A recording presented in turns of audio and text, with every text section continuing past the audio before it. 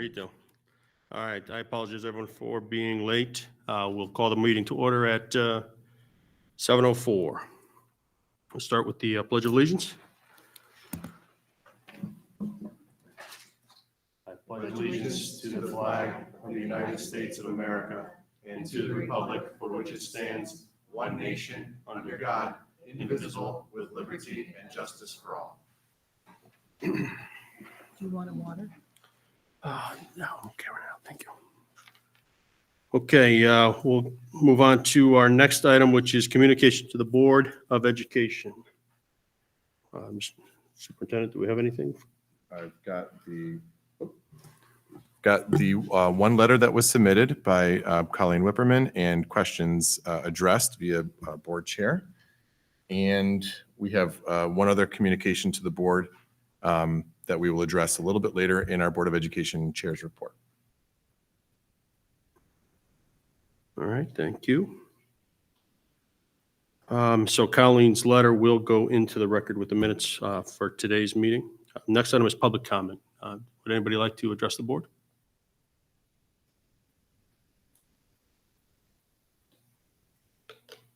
Okay, seeing none, we will move on to our next agenda item, which is the Board of Education Chair's report.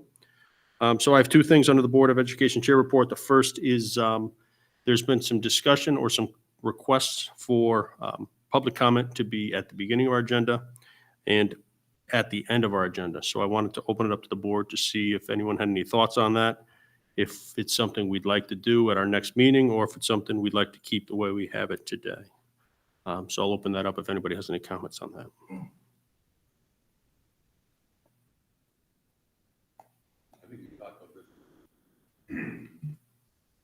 I think we talked about this shortly after we all got on the board because of the amount of public comment there was. Obviously tonight there was none now, and maybe there'll be some later. So I think more transparency is and more interaction with the public, since we're elected by them and we represent them, would be a good thing. Okay.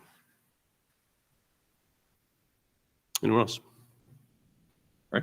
Try it and then see how, time is an issue.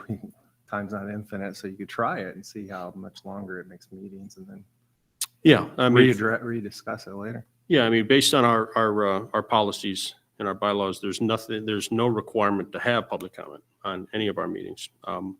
We have the one at the beginning. Again, it's been brought up a couple times to have it at the end. I myself don't find an issue with that, but I agree if it becomes too much and it, again, brings the meetings out, we could always make that change. There's no motion or anything that we need today. Again, just before Jeff and I set the agenda for next week, if we're all okay with it, something that we can add to next week's agenda. Are we good? All right, just let me tell you one thing. I read the, Press your button. oh, sorry. That's okay. I was reading the agenda for the Rec Commission, which is tomorrow night, and because they are having a special meeting, at the end, they put public comment, but only on agenda items. So if we ever have a special meeting, we can do that. I mean, they only had two things before, and then at the end, they had the public comment on agenda items. Just a thought. Yeah, that's a good point.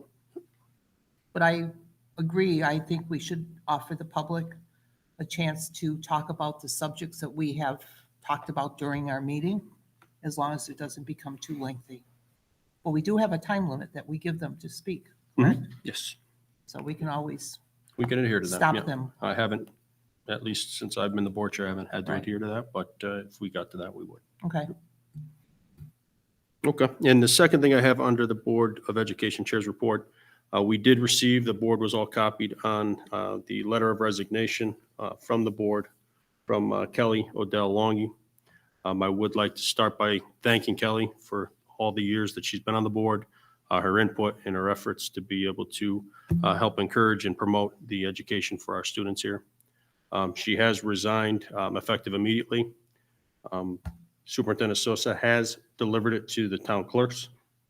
Our policies require us to post for a replacement, and that'll happen right away. And we endeavor to replace her within 30 days from the date of resignation.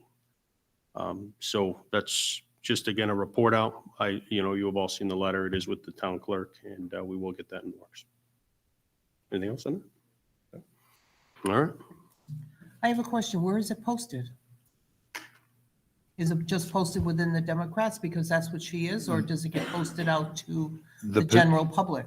Petition will be posted it cannot be filled by a Republican because we have our 2/3 majority, so the minority, so it'd be Democrat or unaffiliated independent, for example, would be able to apply. There's a process then we go through.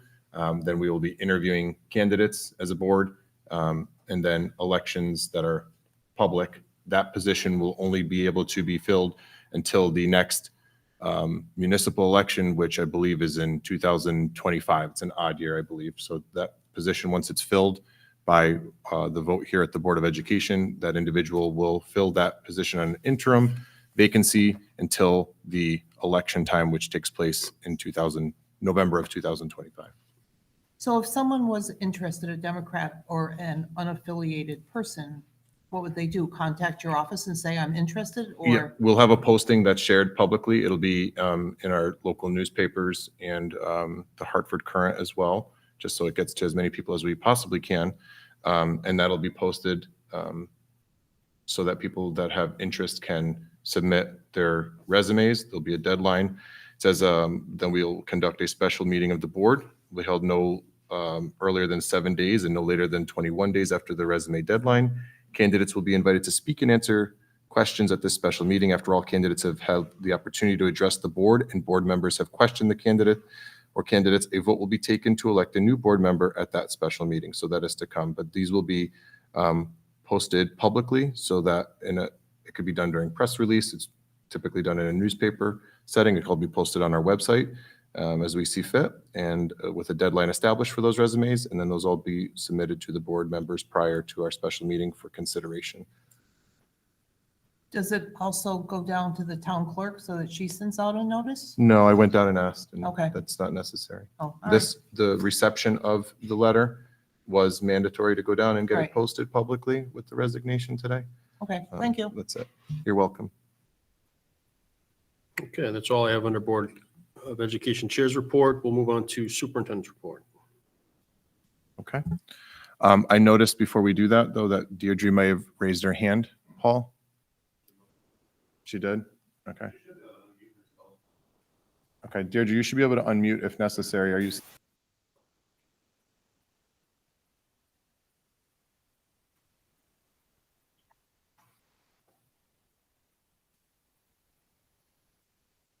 Oh, okay. Thank you. It was hit by error just for folks publicly. No problem, Deirdre, no problem. Okay. Up next, we have our superintendent's report. This is the month of March. March is Board Appreciation Month. Our board members are voluntarily here and they work tirelessly, as you'll see in some of our budget workshop, with preparation of questions, considerations, thoughts. They give of their time to serve on subcommittees to help inform the policies that we make to govern our educational system. Our board members are exquisite. They're phenomenal people. I call them incredible whenever I send them updates, and I truly mean that. All of you have given and sacrificed hours and hours of your time, but also share of your philosophies, your knowledge, your expertise, and we as a public are extremely grateful to all of our board members. So thank you, thank you, thank you. As always, small token of appreciation. Enjoy. Last year, yes, it was chocolates. This year, it's not chocolate. You're welcome. 1, 2, 3 more. I haven't trained you well yet, huh? You are. Thank you so much. Small token of our gratitude to all of you. Thank you so much. Thank you. Welcome. Thank you. Absolutely. Encouraging public members that are out there and can hear this message, please send your thanks and gratitude as well to the Board of Education at newhtfd.org. That's BOE at. That would be greatly appreciated so that our board members know that the public also appreciates all of the work that they do, a lot of times behind the scenes and not out in the public or out in front, but the work that they do and the volunteer sacrifices are tremendously appreciated. So thank you. Up next, we have our student representatives. We have Lucas and Brooke, so happy to have them with us to give us some updates and insights into student life across our schools in New Hartford. So take it away. Thank you. Thank you. Today I'm going to report on what our fifth graders are doing. In math, they are working on multiplication and division in order to develop strategies to solve real-world problems. Next, they will be working on place value and decimals. In science, fifth graders are working on their Watery Planet unit. I remember this unit from last year, and I remember it being really cool. It's crazy to think that only 1% of all water on our planet is drinkable. This unit is hands-on, engaging, and very educational. Next, they'll move into social studies to study the American Revolution. I also love this unit a lot. In ELA, fifth grade is reading about the rainforests, such as the scientists study them, why it's important to study the rainforests, and how we can help the rainforests. Students are working on summarizing, comparing, analyzing, researching, examining text structures, and point of view. Many fifth graders are involved in band or chorus with Miss Mara and Miss Malil. They continue to love outdoor recess where they can play so many different games and enjoy fresh air with their friends. I think our fifth graders have been really busy at school.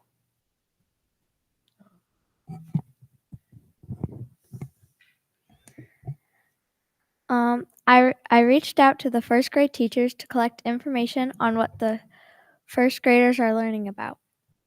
I found out that they have been having lots of fun learning about birds and all their cool adaptations. Not only do they get to learn about birds, but they also get to learn about the sun, moon, and stars in ELA. This will give them a wonderful experience, allowing them to know the important things in the world around them. With all this information, first graders have the knowledge to create beautiful poems from the point of view of the sun. When they are finished, they will get to present their poems in front of their classmates. In math, the first graders are noticing patterns within place value. They will now be able to subtract two-digit numbers. This will help our first grade students when moving to second grade, when they are focusing on place value again, but with bigger numbers. Thank you to our first graders for an excellent effort.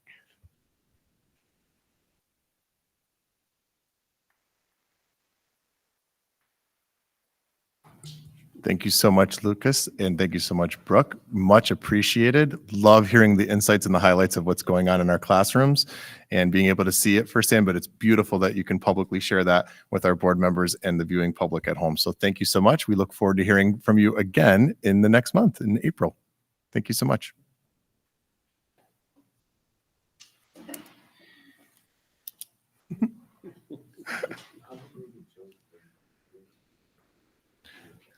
Yep, there was no contest, but selected and volunteered and then have taken on the position and are doing a great job with it. Yeah.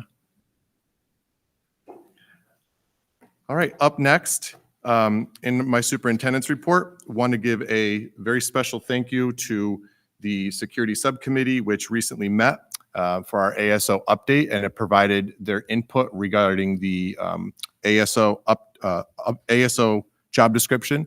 So now with policy in place, regulation in place, job description in place, one of the questions that I received was, what would that cost relative to any incurred expenses? Just as a reminder, those monies were already allocated or earmarked in this current year's budget, not next year's budget. So those monies were already there, and the approximate price would be about $42,000 for the one individual to rotate through all of our schools throughout the course of next year. So that's a quick update on that. Job description also is really replicative of the regulations and making sure they're abiding by all of the things that we had already put in place as a Board of Education. Revised capital expenditure report you could see in your packets. Again, a special thanks to the Board of Finance in helping us achieve and realize the goal of helping to improve upon the infrastructures of security for our schools. So the revised capital expenditure requests, officially revised on 2/21/2024, is in your packet, also available online.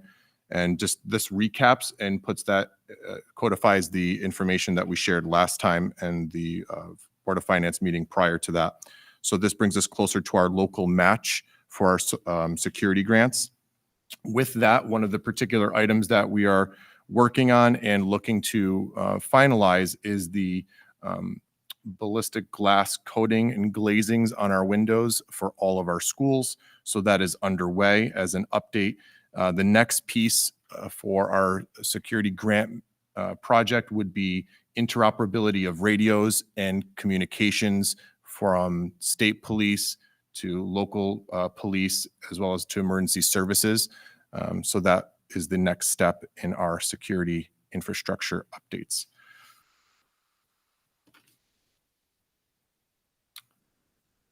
That's revised capital. Want to make sure I don't have anything else.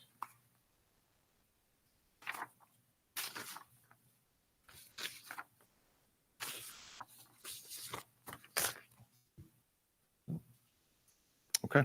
Yep, those are all the pieces that I have for superintendent's report. Thank you. Any questions from the board on superintendent's report? Now, the job description, has that been printed yet? Printed and to be posted, yes, sir. Okay, we haven't seen that though, have we? So security subcommittee has and gave updates to it, so that'll be posted. It'll be a public document when posted, so all will see it at the same time. And that dollar amount, the 42,000, was that to finish out this year or if it were next year? For one full year.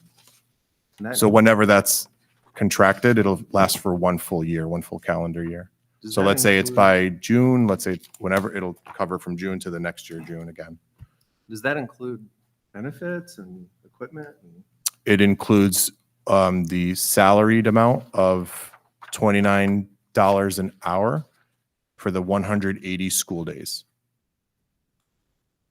Dependent on candidate, they may or may not need benefits. So that is to come as an expense. We have allocated another 8,000 just in case of that. That was earmarked from, again, the current budget year that we're living in right now. And the equipment, that hasn't been costed out? Not yet. On the money for the security guard that you said would be used for next year, I didn't think we could take money from this year's budget and use it for next year's.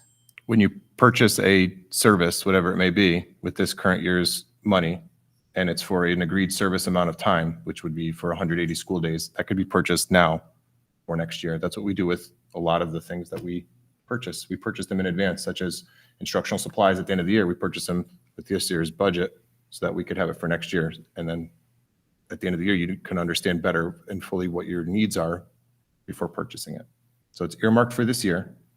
It's been set aside for this year, and that will be for a contracted year of next school year. But none of that money was in capital, correct? No, Okay. Nope. Thank you. of course. Now that, the 42,000, that would be 185 days at $29 an hour, is it correct? Approximately 180 times 29. How much, I must have spaced out, how much money do we have this year? 50,000. So if I'm hearing you right, there's enough money in this year's budget to cover next year. It was earmarked and put aside.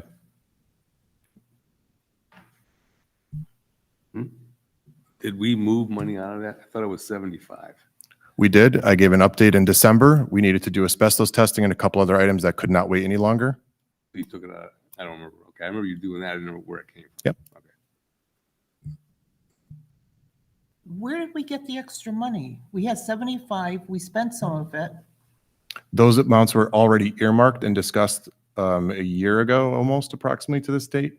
And they were taken from painting, window cleaning, things of that nature, propane expenses. So those were moved from our operating budget in the Board of Education and earmarked and set aside from Security Subcommittee and then brought forth to the Board of Ed. So how much money did we have left out of that 75 that's still sitting there? Currently, it's 50,000 And where's the 42,000? within that 50,000.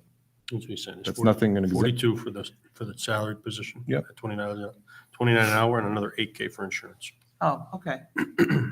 So it's not 50,000 this year and then 42,000 for Correct. next year? No, ma'am. Okay, sorry, misunderstood. That's okay. Better to be clarified. It's good. You know, I'm new, so I have a lot of things to learn. And so that 50,000, is that earmarked for security? It was earmarked for security to be set aside, yes. Is that the only thing it could be spent on? That's what it was earmarked For for next year. originally, for this current year that we're still living in. Okay, so you would not be able to take that 50,000 and purchase supplies for next year? Or could you do that? That would be undoing what the board had set that money aside for, so that's not what we have it as agreed upon right now. It'd have to be put back up to discussion and vote, but that's not what it is right now for supplies. So there's a separate line item for that. But if we don't use it for security, like Frank asked, could we not put it back into either the buckets it came out of or Sure. purchase supplies for next year? Sure. Or, Sure, if it's not utilized, sure. Or return it to Paving or the general something? fund, sure. If it's left over as an expense that hasn't been realized, sure. because if we have money left at the end of the year, doesn't that go back to the town? Or am I incorrect? It can be, or we could, as a Board of Education, motion to have it placed in the non-lapsing account, which the Board of Okay. Finance has been tremendous about. Right, okay, thank you. You're welcome. Okay. Moving on to the next item on the agenda is routine business, approval of minutes of February 21st, 2024. Do I have a motion to approve? I'll make a motion to approve. Motion by Penny. Do I have a second? Second by Frank. Any discussion? Any edits, questions? Seeing none, all those in favor signify by raising your hand. That's unanimous. Kudos to Elizabeth doing a great job taking our minutes. Thank you. Okay, next item on the agenda is the expenditure report. Do I I'll have make a motion? motion that we accept the expenditure report as presented. Motion by Penny. Do I have a second? I'll second. Second by Tim. Any discussion? Seeing none, all those in favor? It's unanimous. Is Deirdre? Deirdre, are we good with those? I'm sorry. That's okay. Forgot all about her. I'm talking, but I don't know if anyone's hearing me. I said But I okay can't on hear. both of them. Can you hear me? Yeah, we got you. Yes, go ahead. Okay, I was okay with voting on those, yes. Thank you. Okay, moving on to the next item on the agenda is old business, is our 24-25 budget workshop number 1. So if I could kick this off, and then I'll turn it over to you, Jeff. Again, I thank all the board members who submitted their questions. I know there was a lot of emails and a lot of questions that came across regarding the budget. Again, everybody combed through it, asked some great questions that we sent over to Jeff in preparation for today. So the plan here is for Jeff to go through those questions. Again, we could pause throughout to offer questions or clarification on those.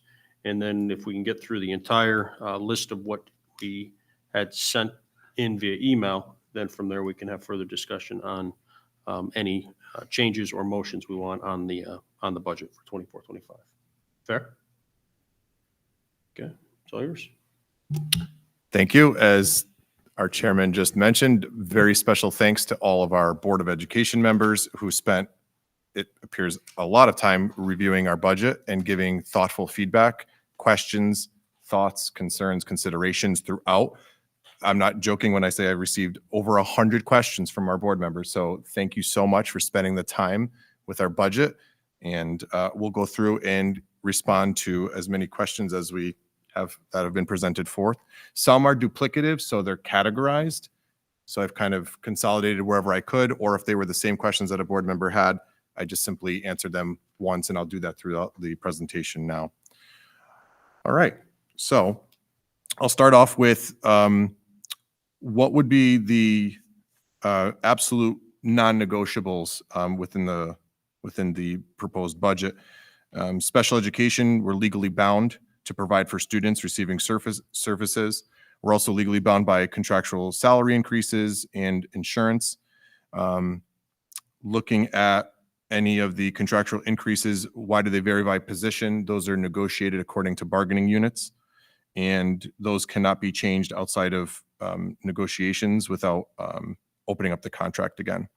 So during negotiations is when those contractual increases are negotiated and then settled and agreed upon by the board and by the particular union itself. So with that, this question does have some transients throughout other board members' questions. Sometimes the questions within the board that the board presented to me to consider or think about or just to have clarity on is why are there specific or different types of increases in folks' negotiated union salary lines.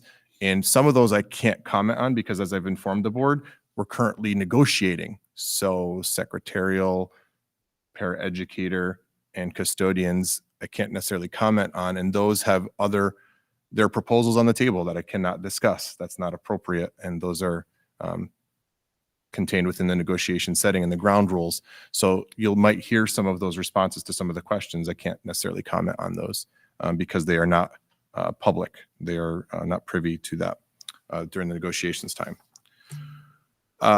Looking at some of the questions I received for regular education, the overall question is, how do we get this more in line with a 3% contract increase versus the current 6, I believe is what the question was entailing. And again, more than one board member had the same question. For clarification, this line item specifically represents a kindergarten teacher that we had to hire in addition. So in the summertime, there were more students than we had staff, and we want to make sure we continue to maintain our small class sizes. So a kindergarten teacher was hired. That's in that line. Our library media specialist, we started the school year without one. We were very fortunate to find Mr. Todd Miltimore, who is our current library media specialist. Contractually, there were differences from the previous staff member that was hired to his salary. So that's another increased cost. And then also within that line is the addition of the school counselor for our mental health-based supports. And now with the addition of Ms. Shayla Vu, we have mental health across all 3 schools, all 5 days of the week, which is incredible. That grant, there's a grant that pays for that school counselor, and that covers all of this year. And again, special thanks to our director, Mike Lynch, for taking care of that and realizing that. The grant runs out September of 2024. So then the additional cost of having that said school counselor is embedded in that line. So those are some of the calculations that would not necessarily lead to a 3% increase, but would lead to a larger increase. There are also staff members, which I'm extremely proud of, that have moved from a bachelor's to a master's or have attained a higher degree of education. And those staff members are rewarded for such according to the contractual agreed salary schedule within the contract for the teachers union. There are also longevity, which is a beautiful thing that staff members receive for committing to being New Hartford public educators for a number of years. And there's a nice little longevity bonus that's also included within that salaried increase. Regular education, next question is under 560 for the tuition that we pay for our CREC magnet schools. Question was, how many students did we pay tuition for in 23-24? The answer is 7 students.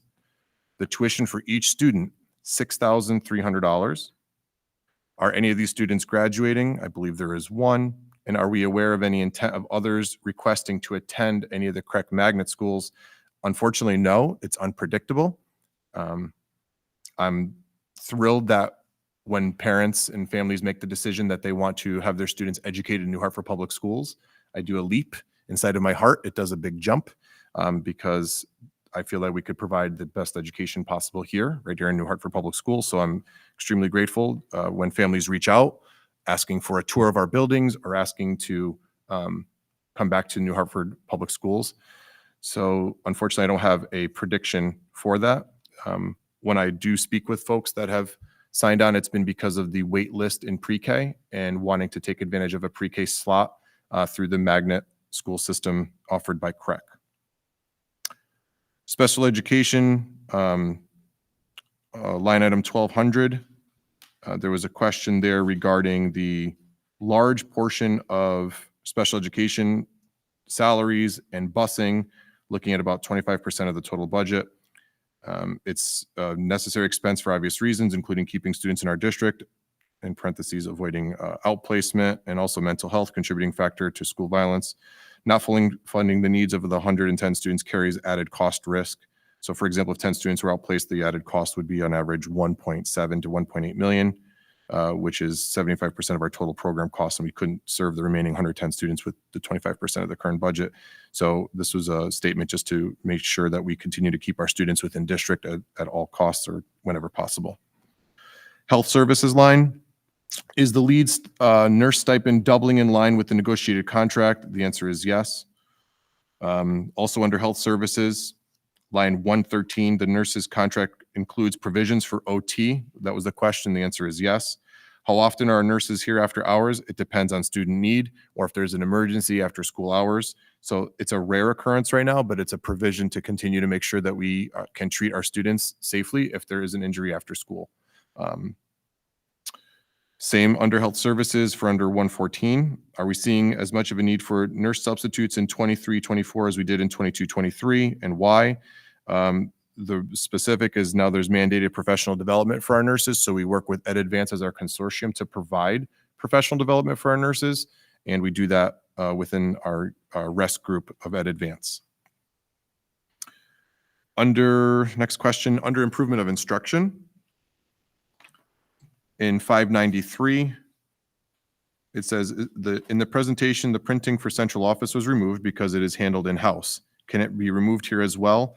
Unfortunately, not all booklets can be done in-house. So that's the response that I have there.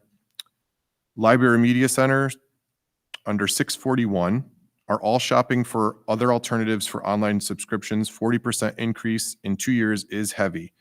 And my answer there is absolutely yes. We are always shopping that and determining which path, or if we could contract with several years and realize any savings. Obviously, a one-year contract, a company is less likely to give us savings with any of our online research tools and typing tools that we utilize in our library media centers.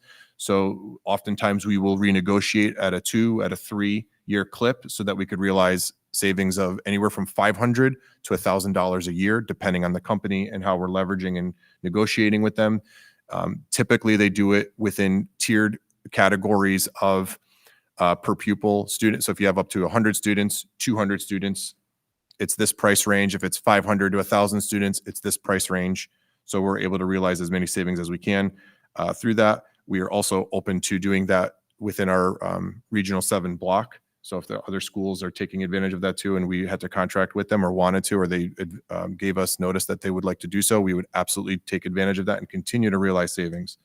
So long, short answer, yes, we are constantly shopping that. Board of Education, number 689, new agenda item. Again, another question. Many of these are brought up duplicatively throughout the course of our time tonight. This is relative to honoring staff members, celebrating life occurrences, but also being with staff members during difficult times and sharing in empathy and sympathizing with loss that they would have. So board members, most are in agreement, but maybe start a little bit slower at an ideal of $50 a month or $500 a month instead of the full 1,000. Under central office, line items number 112 and 113. Fiscal and administrative assistant increases are double the average of other staff. Is this contractual? And due to negotiations on one particular incident, can't comment on because it's under negotiations currently right now. And the other was a previously committed contract from an at-will employee. Under 113, what are examples that make up OT for central office staff? This is something that plagues many boards of education. It is all the FOI requests that we receive.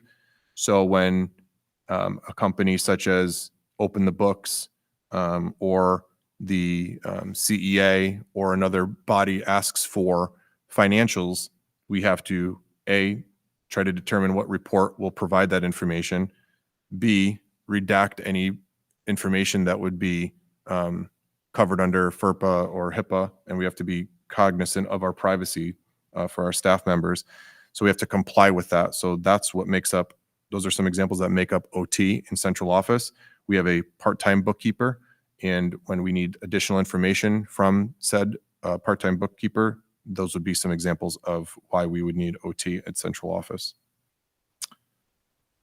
In plant operations, under line number 112, again, the same question, the increase is in excess of the average of other staff. Is this contractual? Again, and this has to do with an earlier response that I gave to the board already.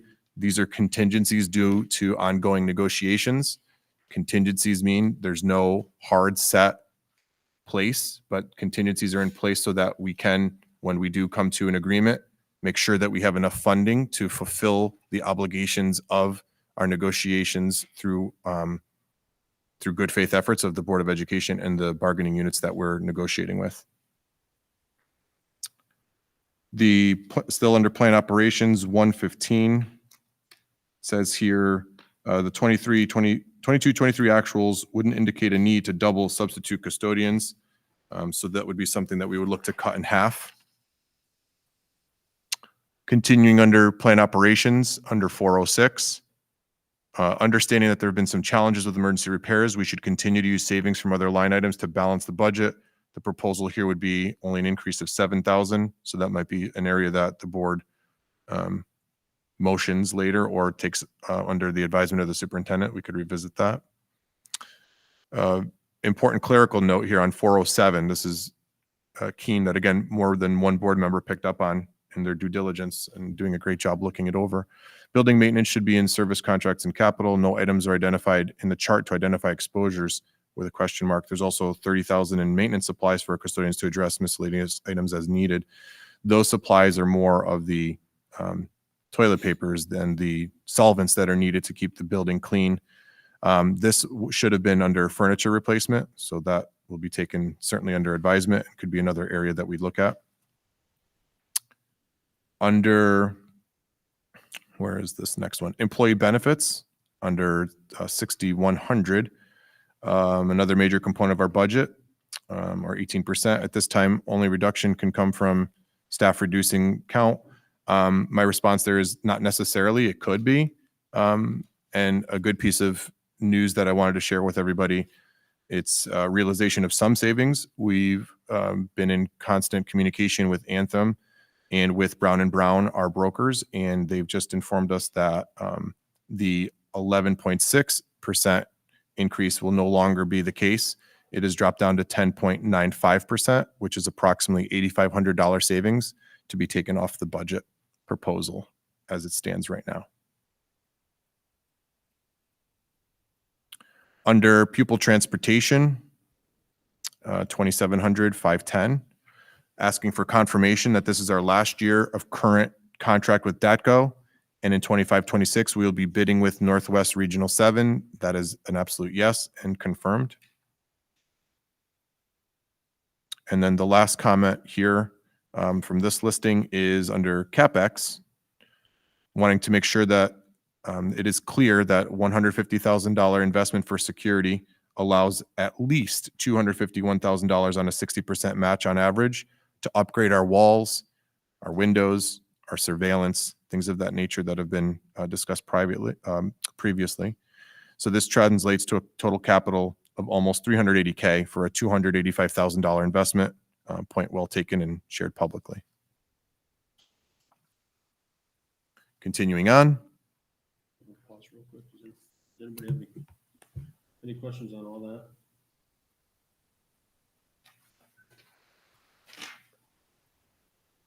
Where did you say? Where did you say the plant operations should go? That it was on the wrong category? Where did you say to move it to? The suggestion from the board member was that building maintenance should be in service contracts, dispersed through service contracts and through capital. My understanding is that 10,000 or above should be going to capital, especially if they're one-time expenses.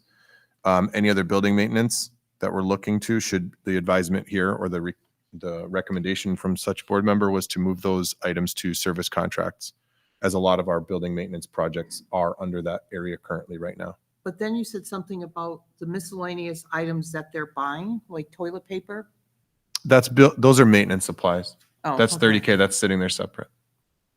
You didn't say that it should be moved to a different No, account. no, Okay, I misunderstood you. that's okay. I think you said something about furniture Yep, purchases. right? those should have been the clerical piece that's missing in that chart. Those would be furniture replacement items under maintenance. Yeah. So that was missing in the chart. Great pickup by our board members.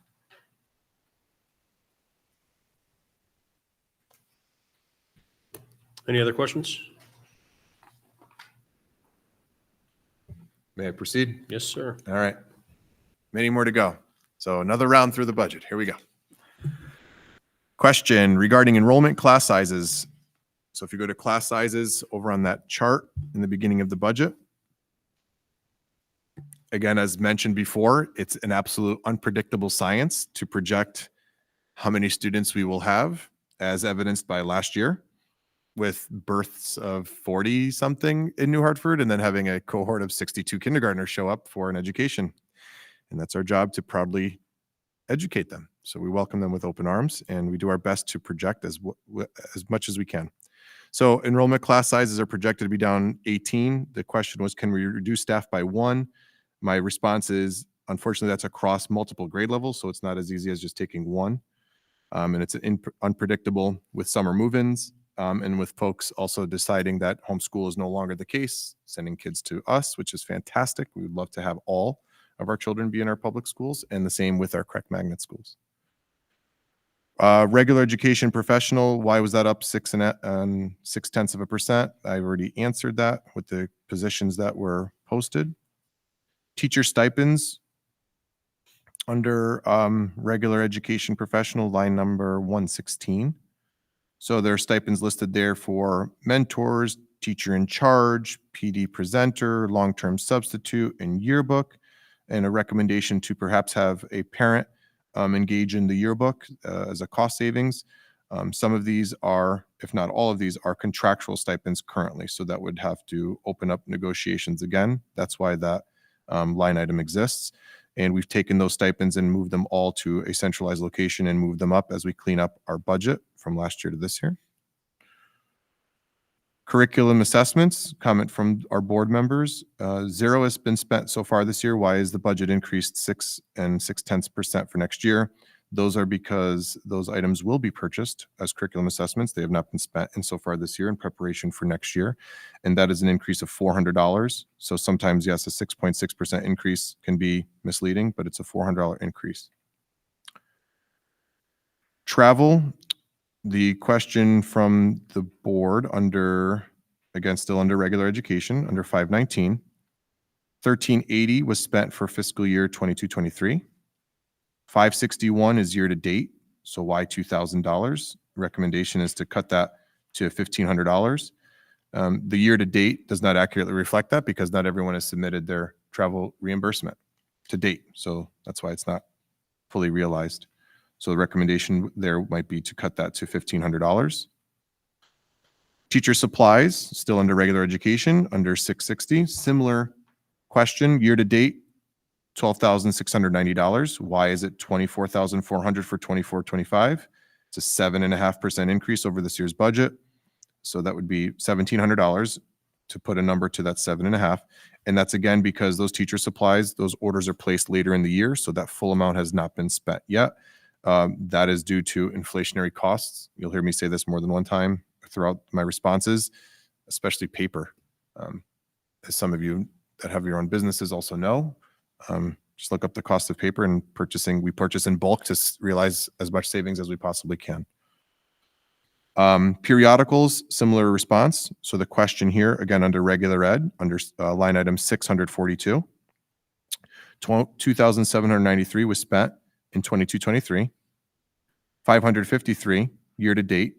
So why is there 3,000? And that's again because they are not purchased yet. They will be purchased for next year. And that's when you'll see that final number come up, and those costs are going up as well because they are paper-based. Under equipment line, 730. The year to date, again, similar question, is 23-24 with a budget of 500. why the 80% increase to 900 for 24-25. Again, I have the same notes here that those will be ordered later on. They're not ordered as of yet. Moving on to special education.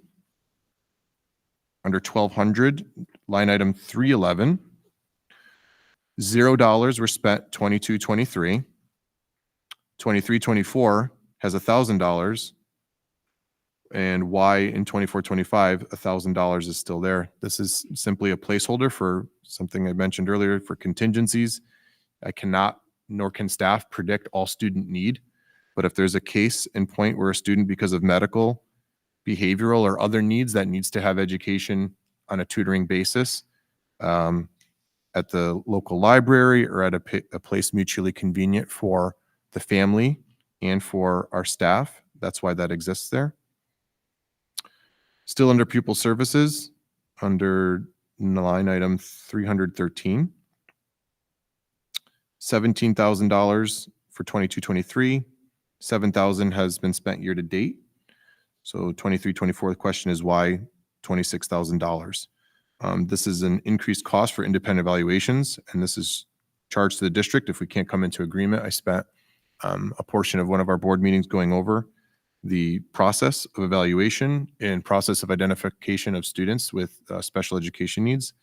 At times, it is absolutely required to go to a third party, which would have independent evaluations, again, to preclude us and save us. But also it's to be in a great place of understanding with our families with a third party. So that's when obviously we can't come into agreement at a PPT, for example, and we need a third party to evaluate and provide additional information. So those are agreed upon at PPT, and those continue to save us money so that we don't go to litigation. Teaching supplies, 1,200, line item 616. The addition, sorry, it was 3,860 in the year 22-23. So far this year, $445 have been spent. So why is it $4,000? The additional increase here is because we are implementing pre-K screeners. And equipment under special education as well, line item 730. This was for year to date. The question was $767 with a budget of $3,000. Why the increase of $3,200? Again, not all of those equipment items have been purchased as of yet for students that need them under special education. A question was posed regarding the lead nurse stipend. So if we go into health next, under 2130, line item number 112. Was the increase of $1,000 to $2,000 contractual? The answer is yes. Nurse substitutes, again, why that increase? And I've answered that prior to. It was because of professional development needs that are required of our nurses, and we do that in a consortium effort. Under equipment, 2130, 730 line item, it says 256 for 22-23, zero year to date right now. Why $475? And those are, again, items that have not been purchased year to date for equipment needs that the nurses would have, from Band-Aids to latex gloves and other supplies that they would need. Tuition reimbursement.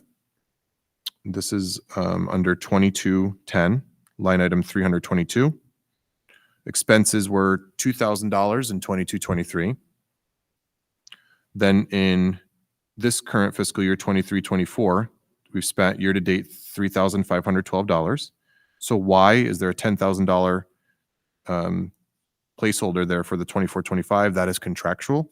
Again, we want to continue to support our teacher advancement, and that is within the teachers union and within the teachers contract, to make sure that those monies are there. And that's why they haven't been completely realized. Year to date, that number will be better reflected as the year continues. But we want to continue to support our teacher advancement and our staff advancement. Curriculum software, the question, so this is in another area of our budget under 2210, under line item number 618, is $30,000 necessary? We haven't spent that much in the last 2 years. I've already answered in the last round of questions, and that is simply a transfer as well from our technology line, moving it to curriculum software because it does have direct implications on our ability to assess students and to provide the best education under our curriculum, not just the technology line item. It has a different level of importance under curriculum. So that is a realization cost you'll see in the overall, that it was taken from technology and simply moved to curriculum where it belongs. Audiovisual repairs under budget code 2220-611 line item. It was 0 for 22-23. It's 0 year to date for 23-24. Why are we putting in $100? Is it really needed? Be open to having that removed and consulting if we needed that as a service instead at a savings of $100. It's minimal. Media services and supplies. Question there, year to date, we spent $374. Why is there $3,500 for the 24-25? It's increased cost for book repairs, from spines to providing barcoding. And then with the new library media specialist, wanting to make sure that as he is combing through all of the materials, making sure that he has what he needs to make sure that we have optimal books in stock and to meet the needs of our kiddos and making sure that they're in great shape. Instructional supplies, still under the library media, line item 619. $200 was the actual under 22-23. 71 is the year to date. So why 550 for 24-25? And during library curriculum lessons, there are supplies that are needed to continue to instruct and have materials in hand for the kiddos. Quick anecdote, I was in Antolini a couple of days ago, and students were working on 3D pens and creating sunglasses and practicing hand-eye coordination, but just having a STEM lens on life and having the creativity was an absolutely beautiful thing to see. This would be another idea to support our instructional supplies in library media. And Todd is doing a great job getting caught up with our 3D printing, both the machines themselves, the technology and the software, reaching out to other districts to continue to get support and help, as it is an area that he will continue to grow in, but also having our kiddos work with the 3D pens just the other day was an awesome thing to see, and the absolute strong engagement from our students and the creativity was brilliant. Online subscriptions, in same vein, under line item 641, $23.99 for the 22-23 school year, 0 year to date, with an 11,000 budget. Why increase to 15,350, a almost 40% increase for 24-25.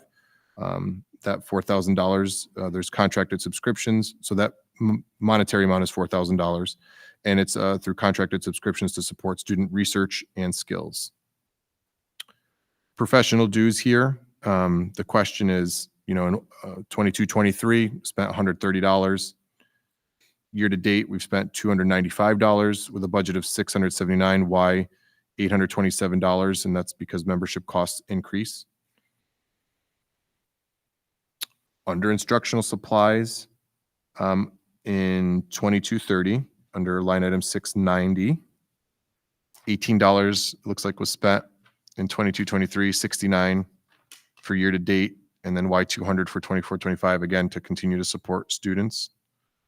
Professional dues is listed here under 22-30, line number 890. 0 was listed there for 22-23, 0 for 23-24, why $400? Those are just the dues that, again, for networking and professional growth, those are what they cost. Hospitality, in the same vein, the same question was asked by more than one board member. So looking for maybe moving that down to $500 versus $1,000. Fiscal assistant, asking under, this looks like central office, under 23-20, line item number 112. Why the 6.2 increase? And again, those are negotiations, under negotiations, and cannot comment on those. Under the same vein, under central office, administrative assistant, 23-20, line item number 112. Why the 7.3 increase? Answer there is contractual. If it was negotiated by the interim superintendent, can we reduce it in half? It's contractual. The contract would have to be open and renegotiated. Overtime same thing. The question was already answered. Just to reiterate, these are due to FOIA requests, which require reporting, scanning, copying, and then redacting information. Under professional development, 2320, again, under central office, line item number 324. The question is, it was 1,350 in 2223. It was 1865 in 2324 with a 3,000 budget. Why increase to 3,500 for 2425? My answer there is that we have a new team working together. We have professional conferences for new positions, inclusive of myself, my special education director, and also our fiscal assistant, that are all learning and networking with everybody in the state of Connecticut and also nationally to continue to do better with what our charges are in our job descriptions and are meeting the needs of our students in New Hartford. Educational periodicals, question there, $97 for 2223. 0 year to date. Those have not been purchased yet. So do we need $200 in the 24-25 budget? Those are professional readings, again, to continue to grow professionally. Office supplies under 2320, line item 690.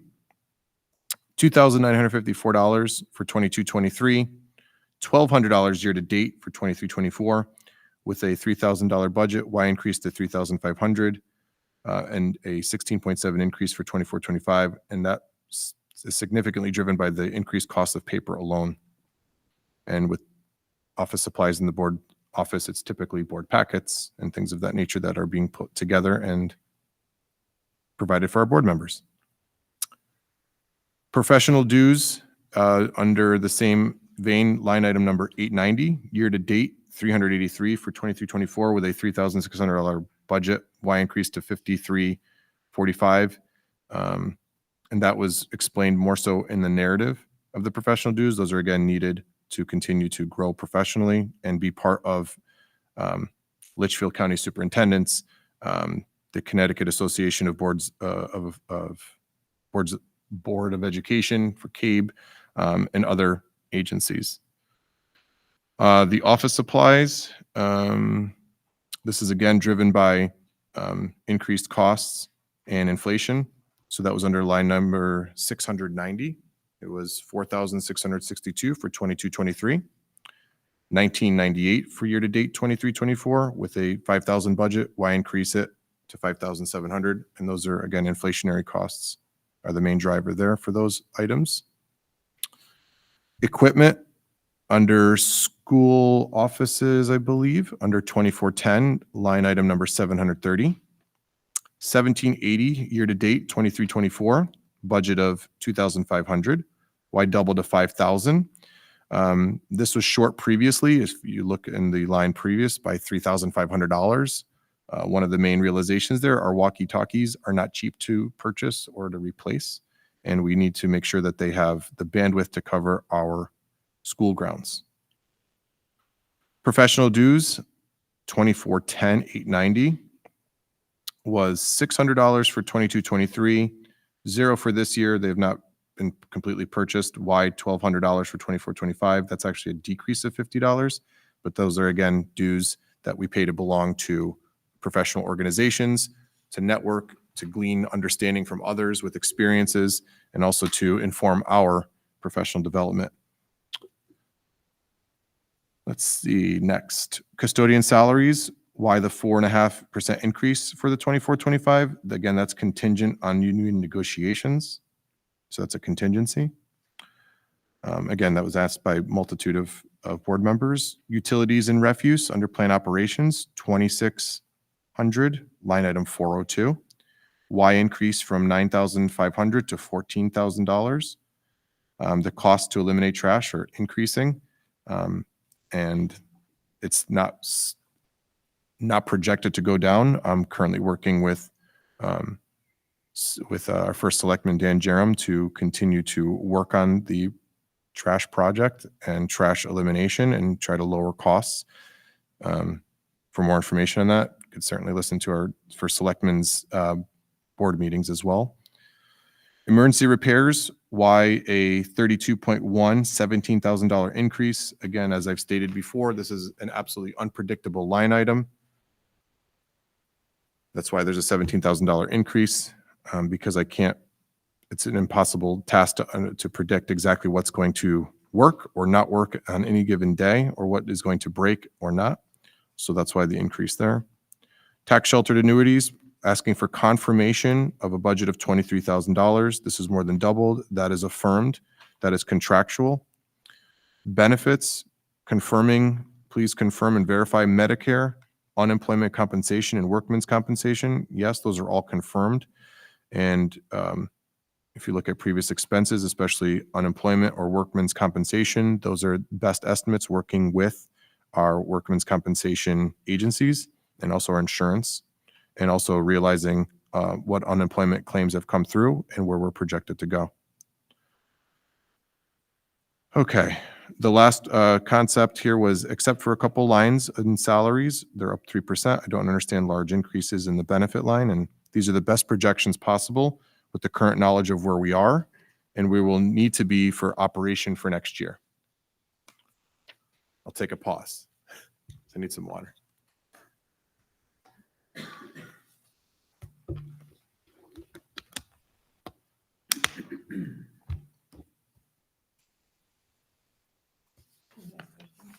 Yes? On the library and the 3M printers, are we not still working with Goodwin University? Are they not still coming in? Nope, they've contractually out. They're out of. I don't agree with their purchase price anymore. They're too high. So we're now doing that internally, and we could do it a lot cheaper to do so. Okay. They continue to increase their contract cost, and I said absolutely not. Okay. On the equipment line, you mentioned walkie-talkies. Yes. Aren't getting new walkie-talkies part of one of those grants that you received? They can be if supported by Board of Finance and passed, yes. So that could be an adjustment made. Okay, thank you. You're welcome.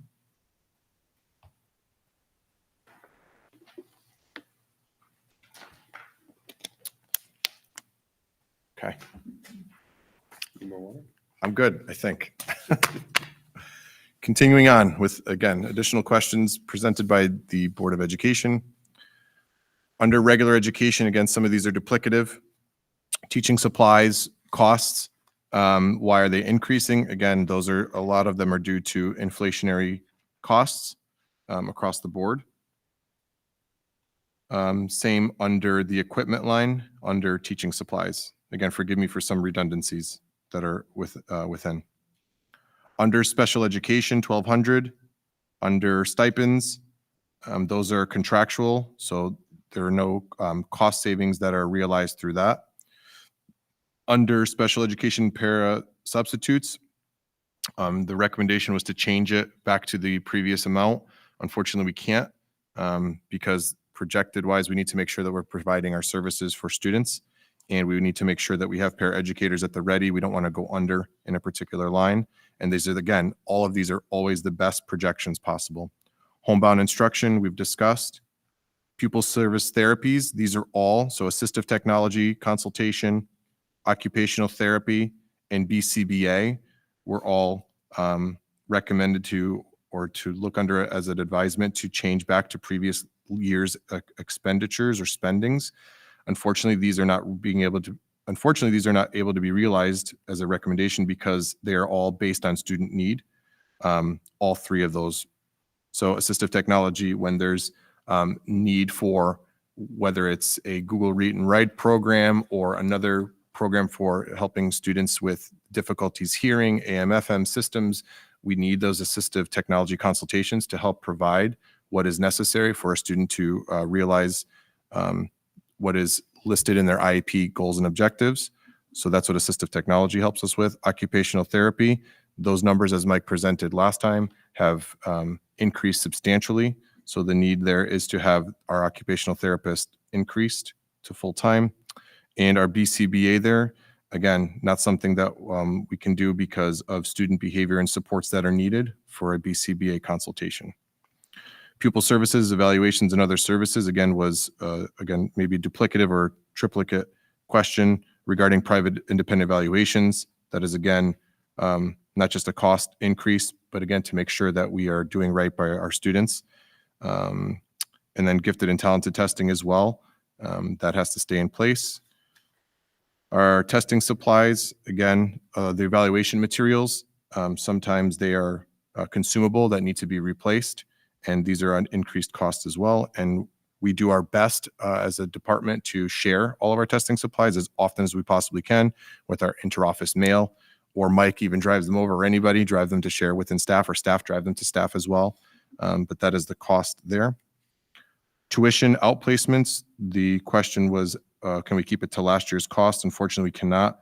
It's contractual, and there is a cost increase for our outplacements. Extended school year, same thing. This is realized because of our student needs that we currently have. Teaching supplies, to change the office supplies there under special education still. There was a recommendation to save some monies there. We do that as often as we possibly can. If we don't need the supplies, we can eliminate that and find another place to save that money. Assistive equipment, recommendation was to leave the same. Unfortunately, we can't, again, due to student need. Next section was under adult education, and this was to keep it the same as last year. Unfortunately, we can't. This is contractual, and our Board of Education has a legal obligation to provide to our community adult education, whether it's ELL, English as a second language, for example. And this we do contract with Ed Advance. Under health services, some of the same questions here. Substitute nurses, that's a professional development requirement. Under improvement of instruction, curriculum materials, again, those are areas, especially under the materials that we need to educate our kiddos. And professional development, cannot have those come back or go back in time. We're looking at continued increases in those. Library Media Center, services and supplies, instructional supplies and equipment, I've discussed relative to maintenance of our books and also repairs to our books, and also supplies needed for instruction. Technology support systems, that is the line item number 112 under technology. That is a contractual obligation. And technical licenses, the supplies, maintenance and repairs, also the technical equipment is increased cost of materials, again, due to inflation. And Board of Education, again, this is duplicative or more so, again, changing the 689 line of recognition and hospitality to 500. That could certainly go under a motion or advisement to do so. Central office, those pieces again were contractual, and professional development I've addressed already, as well as office supplies. And then under school offices, under 2410, travel again, not all of those have been submitted, as I've mentioned. Office supplies are increased cost of goods.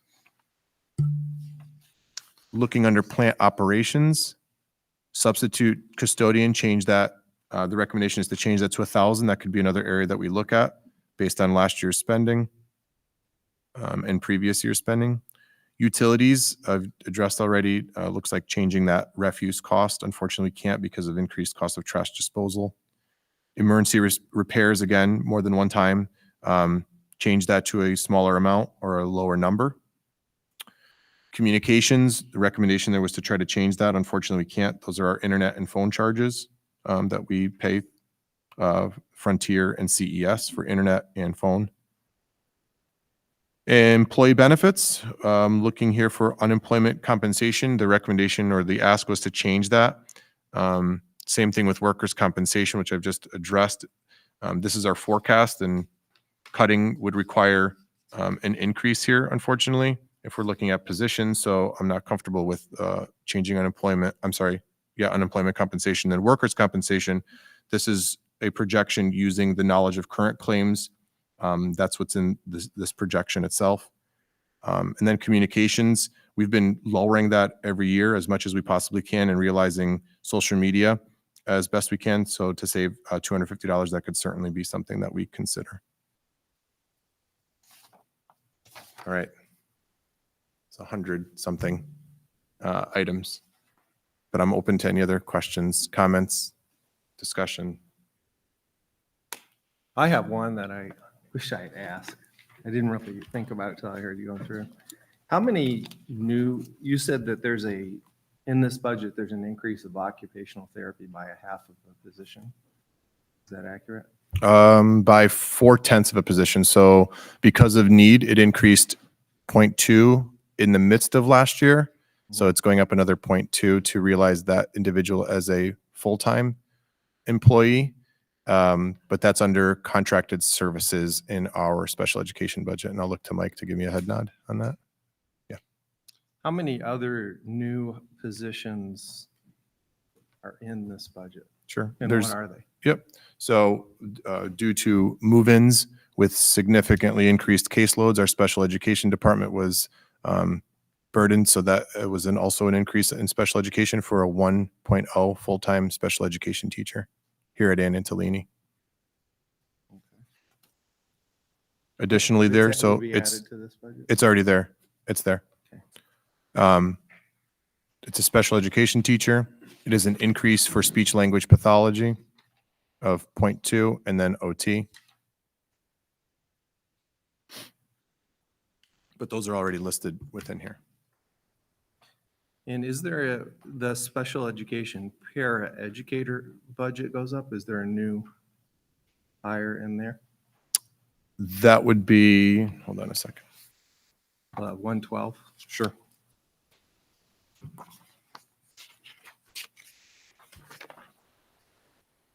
Yes. Yep. To continue meeting student need, to provide hours of services and support, whether academic, behavioral, emotional, whatever it may be that the student needs. So yes. Is that one new paraeducator? Or I don't have that exact number. I know that that is the particular area in our budget that I have emphasized before. Without the ESSER fundings that were located or listed below there, now we're absorbing that cost as a local board of education, not funded by pandemic relief.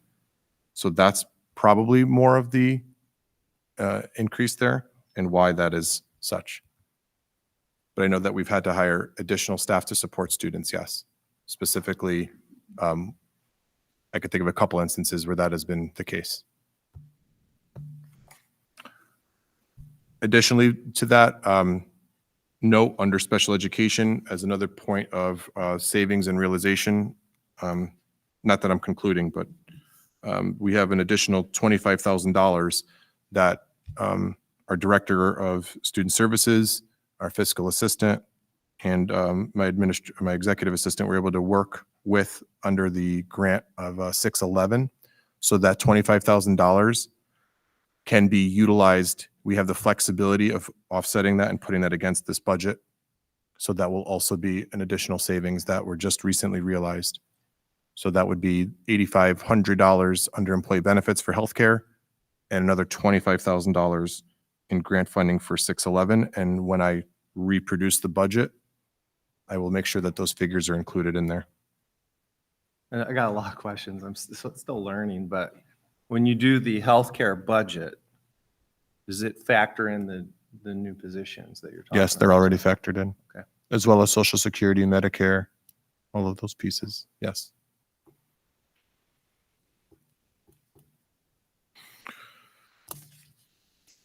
As additional points of clarification, I know that previously some board members had also asked regarding special education staff. So working with my directors and my school leadership, as well as fiscal assistant, the total number for special education staff across our 3 schools is 12.6 certified staff. That is 6 special education teachers, 2 school psychologists, 1.6 speech language pathologists, 2 pre-K teachers, and 1 social worker. The number of paras, I also have more updated information. So the question previously posed was how many paras are in this budget line. unfortunately, it also, not unfortunately, the way that it is currently designed with our unions is that our data manager is also inclusive in that line item. Our data manager is not a para, but within that negotiating or bargaining unit. So we have 17 and a half special education para educators, and we have 5.5 regular ed para educators.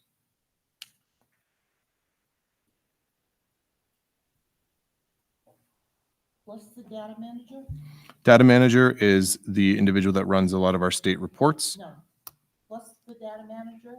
Is in with that? Yes, within that line. And 15 and Yeah. 5.5? Mhm. That's 24 total? Mhm.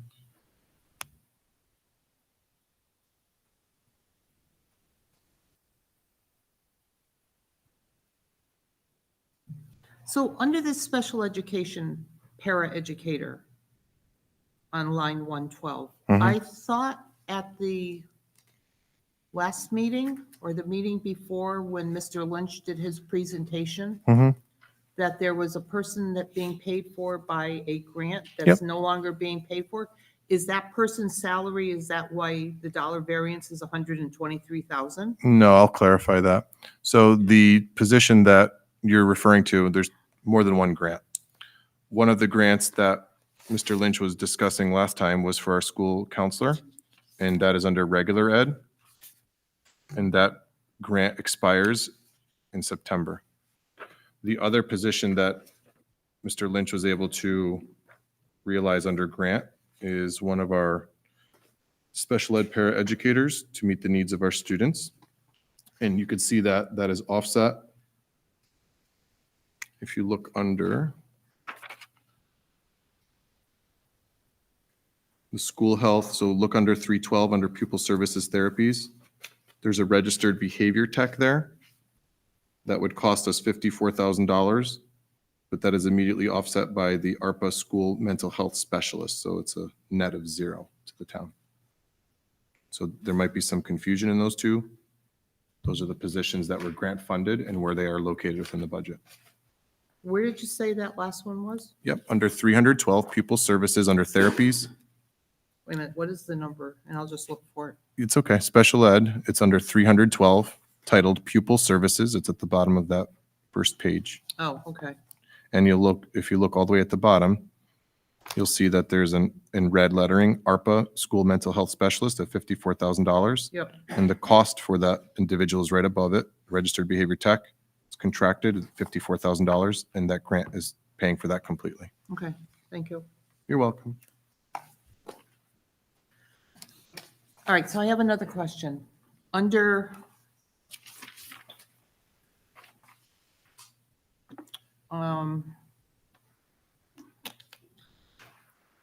the refuse, utilities refuse, Yes. Region 7 has 0 in their budget. How are they able to do that? Don't they take their I stuff to don't the know. dump? I don't know what Region 7 does. I could ask them, but I don't have any idea how they operate with their refuse. I don't know that answer. They're I not mean- even in the same town as us, so I don't I know realize answer. that, but I mean, if they have 0 and we both use the same, I don't know if we'd use the same. I don't We know that do. answer. we use RRDD number 1. Okay. Again, I don't know how they're realizing Okay. is 0. Just curious. I don't know. We take our monthly fees, multiply them by 12. That's how we come up with our number, Okay. you know? So I don't know how they have a 0. I could ask them. Okay. Thanks. No problem. I'm just making a note of that. Do we have any other questions? One more. At one point, you were talking to Mr. Jerem about doing solar panels, which would help save on our electricity. Whatever happened with that project? Yep. As I was reported, we disappointedly did not meet. We were not granted the first round, so we've resubmitted for the second round and are waiting a response on that. So that project has now been resubmitted again by the Board of Ed, and we will continue to wait on their response. It's hopefully by early to late, I don't know, timeframe of April is what they've given. Where did you submit it to? Eversource, just like Oh, last year, okay. same thing to All right. Eversource, which has a grant funded, federally funded program for solar panels. Don't those companies that put in solar panels have deals sometimes? PPAs, yeah. You have to apply for them. Yep. That's, I think what they're doing. Yep, Okay. that's exactly what we did. All right, thank you. No problem. Hopeful that we get that. Okay. Good question? So I was going through here and I didn't send this question in because I was going to try to figure it out myself, but somebody came back with, no, you can't do that. And I understand, you know better than we do what can and can't be cut. So like, just for instance, this online subscriptions, 43.50 increase. You said you can't, that can't be cut. Under, We could cut it under the detriment of not having what we need for kiddos, right? all right, so We're taking away research tools from kiddos. That's not, I wouldn't recommend or advise, because those platforms allow students to navigate, to attain research information, just as one example, but also facilitate research projects on their own. There's Tinker as well, which is STEM-based, and then the other component is for keyboarding, just as some examples that kiddos are utilizing to help improve their word processing skills. But, all right, so my question is, if you left teaching improvement at zero, which I'm not suggesting we do. I'm just saying, there's the way the contracts are and the inflation is on all the things we have to buy. There's got to be a number that you may have already know is what the minimal increase on this budget would be if we flatlined improving of education, which obviously we don't want to do. But my point is, we're talking about probably imagine a 4 or 5% increase if we just cut everything to zero. I'm just asking that question. Do you know what that number is? If we took everything outside of contractual and any other obligations or numbers, I mean, we're not. I don't. My point is, we're not. I'd want to we're- calculate that to give that to you. I don't have that. All right. I would we're need talking time. about- I would need time to say this amount with contingencies, again, because we're negotiating. Right. With contingencies should be here, here, here, here, and here. That would have to come, I'd have to come back to the table with that answer, maybe under special meeting. So I'm just saying, my point is that we're talking about anywhere between a 0% increase and 8.17, which is actually 7.81 now with the savings you've already talked about. So anywhere between 0 and 7.81. There's not a zero. That zero isn't even existent. We're talking about some number between 4 and 7.81, maybe, right? There's the range of flexibility that we have is I'm just trying to gauge where that range of flexibility is. I would say that's Because you're appropriate. the expert. and I would say that's appropriate in that range. So there's, And they're looking at budgets that are, currently being submitted and, at 5.5, at 5s, at 6s across the state. And I pay very special attention to that. That's probably within the ballpark of a 4 to a 7 for right, us. so I mean, I'm not in the position Yep. to tell you to, like, all right, why didn't you cut this? Well, Sure. you can't. Sure. I didn't know you couldn't, but you know you can't. Yeah. So I'd be wasting everyone's time to sit here and pick this thing through. Say, cut this by 4,000. No, we can't do it. All right. It's up to you to do that. I think we need to give So you it's- a number. Yeah, so that's a very valid point, right? It's something that we as a board now need to decide. We have first, I'd like to thank everyone for the questions, right? There were a lot of Yeah. questions that came through there, right? A lot of good information. Jeff, thank you for pulling together the responses on all that to educate us as well as the community. We have a Board of Finance meeting on March 16th that we need to be prepared for. Today being the 5th, we need to give some direction to our superintendent on what we as a board want to do. I think, Tom, you started running some numbers again. As we went through that presentation, I heard some savings in insurance, the $25,000 grant. We talked about emergency repairs, building maintenance, some AV repairs coming out and some, contingencies, right? Where we may need to be, we may have to take some more risk, right? As we go into this budget, not knowing, right? You're doing your best you can to project, but we don't know what we don't know. But we do know that an 8.17 or a 7.81 is not going to be palatable to the community. What I think we need to do is we need to come to give a direction to our superintendent on where we think we need to be, right? What we can as a board present to the Board of Finance responsibly, looking at the numbers and what's in here. Again, I would say what I heard today, I would say, again, we're probably north of six figures just based on some of the cuts and some of the contingencies we could take out of here today, or the superintendent. But you're right, we shouldn't be telling them line by line what to take out. I would propose, and I'll motion to direct our superintendent to come back to us with his assessment of cuts to get the budget increase down to an order of magnitude of 5.25%. That, in my calculations, would be a cut from the original proposed budget of around $275,000. I'll second it just for discussion purposes. All right, so thank you, Penny. And again, I'm looking at this in the special education, we've gone through the numbers. We have 400 and projected next year, we have 438 students. We know 110 of them are being served by this group of 30 special education certified and paras for special education. When I look at the numbers here, and again, given my calculations are right, the special education portion of this budget is 4.35% of the total of 8.17. That doesn't include pupil transportation for special education, so it's still a little misleading. The number's actually going to be in excess of that. So special education for our district is probably around a 4.5% portion of this increase. We do need to keep the students in our district, right? When you look at the values that we talked about in our last board meeting, the cost of outplacement would far exceed what we're paying in district. But clearly, we need to make some hard decisions and make some hard cuts. So again, my motion is to challenge our superintendent to get us within a 5.25% budget. Any comments or questions on that? I'm learning about the process again. So there's a Board of Finance. Do you present to the Board of Finance, or does who presents? Jeff and I both do. Jeff will present the budget with me standing behind him just as moral support. And then does the Board of Finance decide if this goes to a town meeting or a referendum? Is that how that works? That's basically what they Yes, do. the Board of Finance can send us back. Again, if you look at our budget timeline, that's why there's another workshop that follows the Board of Finance meeting based on what the Board of Finance. And so that, does can it. you go present to them and then they give you a new number Could happen, yes. and you sort of negotiate with them and then they decide if it's the town meeting or referendum based on the political winds and things like that?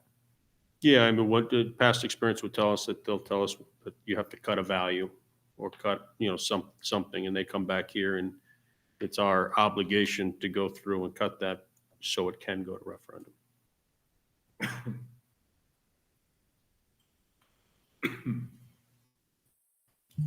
To answer your question, what they did a couple of years ago, because the budget came in too high, they cannot tell you what line item to cut, where to cut, but they can say to the superintendent of schools and the board chair, you need to cut your budget by $90,000 or $100,000. And then it's up to Tim or actually up to Jeff with Tim's help to see where he can make those cuts.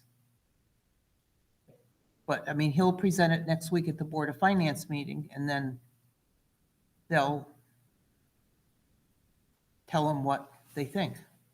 I think, again, with this motion, it will require us to have a special meeting prior to the 16th. Is the board has to motion to send the proposed budget to the Board of Finance. I would suggest you have your meeting before next Tuesday, because that's when he presents. If he comes into the Board of Finance with this budget, the 8.17 or whatever it is, they're going to come back at him and they're going to say, you need to cut X amount of dollars. I know they won't approve it because it's never been this high. In all the years I've been on the board, it's never Yeah, been that high. But the 12th is the CapEx, the 16th is the date. No, it's CapEx plus a regular Board of Finance meeting. I didn't think we were presenting to the Board of Finance to the 16th, our budget. The Yeah. 16th is a Saturday. That's when all three budgets are presented. Region 7, the local school board, and the town presents their budget to the Board of Finance. I don't believe at that meeting that they will say to you, you need to cut X amount of dollars. I thought it was at next week's, but I could be wrong. It's not listed on this calendar. The Board of Finance meeting. I haven't, if you look at the, I think they put a new timeline. This one. Yeah, I'm looking at it. It's at the end of the timeline. Should be this, all of them. Board of Finance capital expenditures is March 12th. Board of Finance school and town presentations is 16th. But that's the Saturday meeting. There's another meeting, it's a regular Tuesday or Wednesday, whatever, week at night, where they'll sit and hash out budget out. I think that's next week. The budget yet. We don't have our budget. We can't. It's after we present them.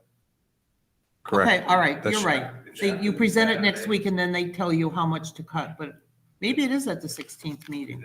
I thought it was before then. There's no questions, there's no decisions made at that Saturday meeting, they just, they take in the information. And at the next meeting, they'll present and they'll hash our budget out. And Right. they'll make a Okay. motion to cut or add or approve at a different meeting. But that's not on this calendar, unless it's the updated calendar somewhere. So we will have to have a special meeting at some point next week for the presentation on the 16th. And we need a motion tonight for capital, right? So let's, if we could just stay with the motion that's on the floor now for discussion, which is a direction To reduce it. to reduce the budget increase to a 5.25%. I And still allow think our that's, superintendent to come up with the ways to do that. I still think 5.25% is way too high. It's got to be lower.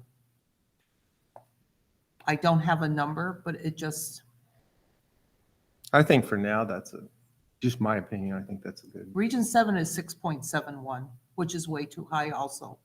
Well, I don't disagree with you, Patty, but this is not exactly, I hear you, the history of this is, obviously, this is higher, but we're in the middle of a 6 or 7 or 8% inflation cycle, right? Yeah, I know. So that's what it is out there. And you have to remember, the pandemic relief funds have gone away, right, which has a major impact on our budget this year. It again helped last year, but has a major impact this year. And I can't repeat it enough that when you look at these numbers and 4.5, 4.3 to 4.5 of this increase is special education to keep students in the district. I mean, believe me, I don't want to go to them with an 8%, but I mean, I came up with 5.25 just based on my assessment of challenging Jeff to get who we need to be. But I still think there's other places we can cut. We don't need, this is New Hartford. We don't need the best, we should have the best, but, we have to realize we can't have everything that we wish for. I wish that we could. Tim, as part of your intent of your motion that Jeff presents a laundry list that we can choose from to get, or I think he presents to us the list of items that he's adjusted to get to within 5.25%. And we have every opportunity to agree or disagree at that time. We can leave that special meeting not at 5.25 if something that he proposes we don't want to accept.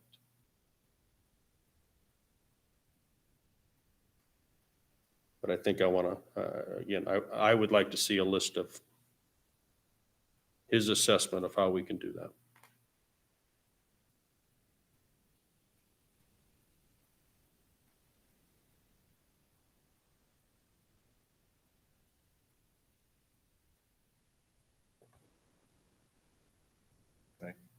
Jump in. Sure. All right. Outside of any other discussion, $275,000, I appreciate the board giving time because that will have significant impact to how we do business every single day, how we educate kids. And with that, to realize a large amount of cuts that would most likely have to do with cuts to staff. And with that, I would like to respectfully ask time to meet with staff individually because they're not just numbers or percents. To me, these are real people with families, that are going to be impacted by that.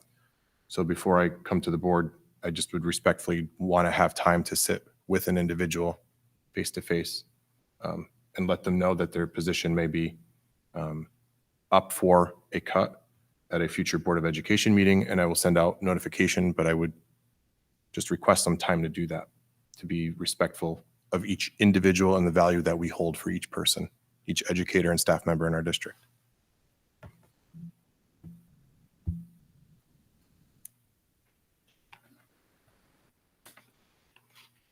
Is there any further discussion?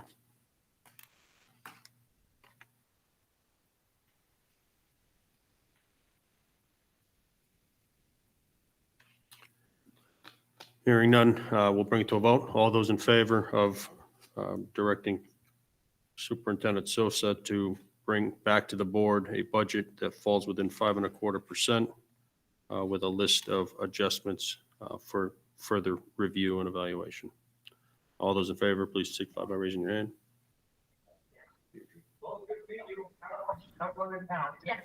Deirdre, are you I there? raised my hand. Go ahead. I'm good. I'm just in agreement with the vote.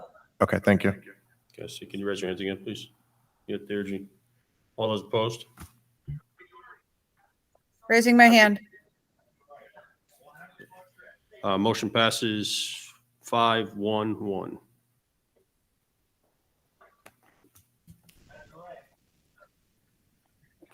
Okay, we do need a motion for the capital, correct? Would anybody like to motion for the 24-25 capital as proposed? I'll make that motion. Motion by Penny, is there a second? I'm sorry, was that to approve it as presented? Yes.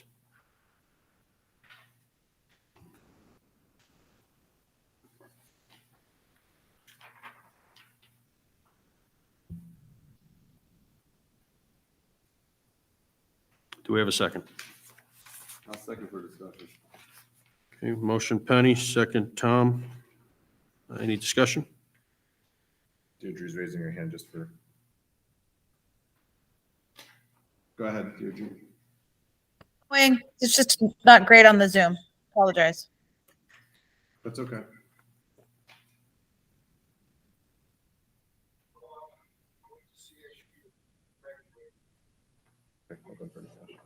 Yeah, any discussion? We have to find some place to cut. I'm sorry. $285,000. I understand the 157,000. I'll go with that. But I don't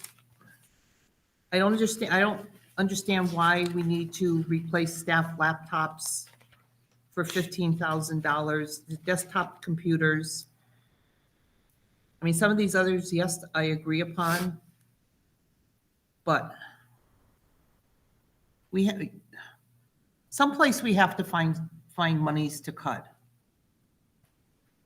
I mean, are there computers that the staff uses, are they falling apart? They've had them for a few years. Yes. Yes, they're falling apart.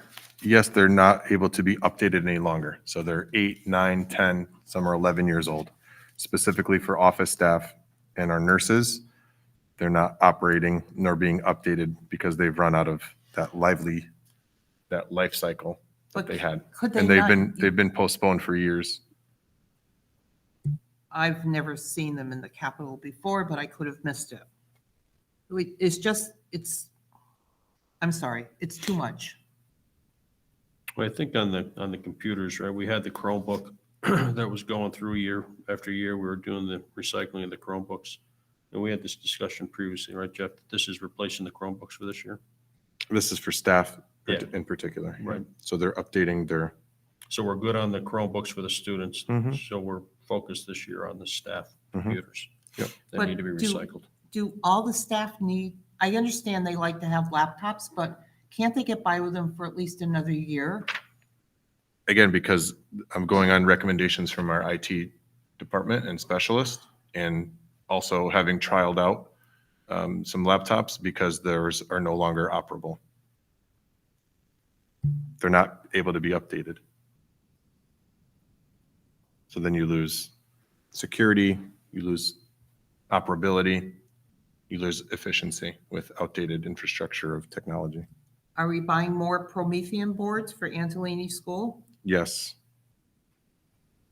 We don't have enough already, No, we don't have them within all classrooms, though. but can they do without for another year? And share them? The Promethean board is installed like that in the classroom I setting. thought they were So on they're not- carts. No, just like the one behind us. Again, we need to save money.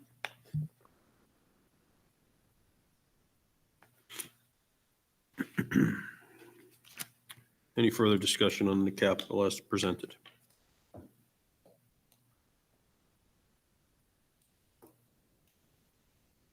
Okay, we'll put it to vote. We have a motion by Penny as presented, seconded by Tom for discussion. All those in favor, signify by raising your hand.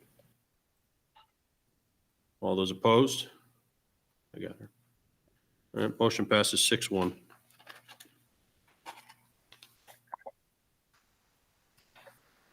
Thanks, babe. Okay, so that wraps up our budget workshop number 1. Again, we should prepare to have a special meeting next week. Oh my God. Presentations on the 6th, so I'm going to guess, 16. I'm sorry, the 16th. Thank you. Deirdre, did you have your hand raised or did you need, were you looking to comment? No? Okay, thank you. So I would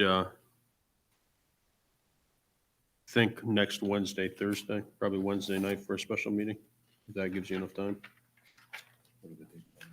Wednesday would be the 13th.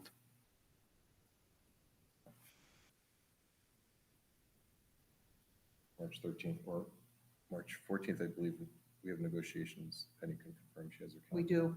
do. So 13th? Yeah. Is a tentative date for special? Please. Okay. Okay, thank you. Moving on to the next item on the agenda, under new business is the healthy food certification application.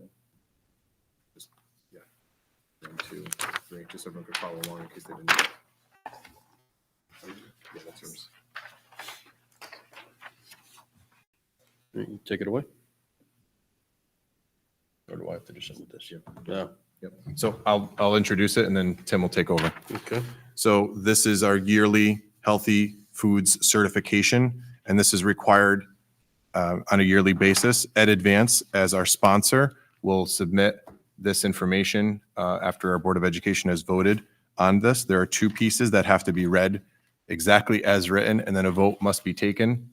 Those minutes are then submitted to the state of Connecticut, and Ed Advance does that for us, again, for our healthy food certification, and you'll understand more of it as we're reading through it. It's just something that we do every single year to ensure the best healthy foods are given to our children. All right, vote number 1, required vote for participation in healthy food option of HFC. This vote is required for all BOEs that participate in the NSLP. Each BOE must vote yes or no to participate in the healthy food option of CGS Section 10-215F and follow the Connecticut Nutrition Standards, CNS. The motion and BOE approved meeting minutes must include the exact motion language below. Pursuant to CGS Section 10-215F, the New Hartford Board of Education certifies that all food items offered for sale to students in the schools under its jurisdiction and not exempted from the Connecticut Nutrition Standards published by the Connecticut State Department of Education will comply with the Connecticut Nutrition Standards during the period of July 1st, 2024 through June 30th, 2025. This certification shall include all food offered for sale to students separately from reimbursable meals at all times and from all sources, including but not limited to school stores, vending machines, school cafeterias, culinary programs, and any fundraising activities on school premises sponsored by the school or non-school organizations and groups. I'll second your motion. Thank you. Any discussion? Seeing none, all those in favor, please signify by raising your hand. That's unanimous. All right, vote number 2. BOEs that vote yes to participate in the healthy food option may choose to combine the 2 separate food and beverage exemptions into one motion by using the exact motion language below. Required motion language for combined food and beverage exemptions. The New Hartford Board of Education will allow the sale to students of food items that do not meet the Connecticut nutrition standards and beverages not listed in Section 10-221Q of the Connecticut General Statutes, provided that the following conditions are met. Number 1, the sale is in connection with an event occurring after the end of the regular school day or on the weekend. Number 2, the sale is at the location of the event. And number 3, the food and beverage items are not sold from a vending machine or school store.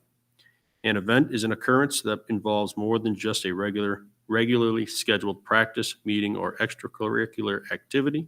For example, soccer games, school plays, and interscholastic debates are events, but soccer practices, play rehearsals, and debate team meetings are not. The regular school day is the period from midnight before to 30 minutes after the end of the official school day. Location means where the event is being held and must be the same place as the food and beverage sales. I get a second? I'll second. Seconded by Penny. Any discussion? All those in favor signify by raising your hand. That is unanimous. Okay.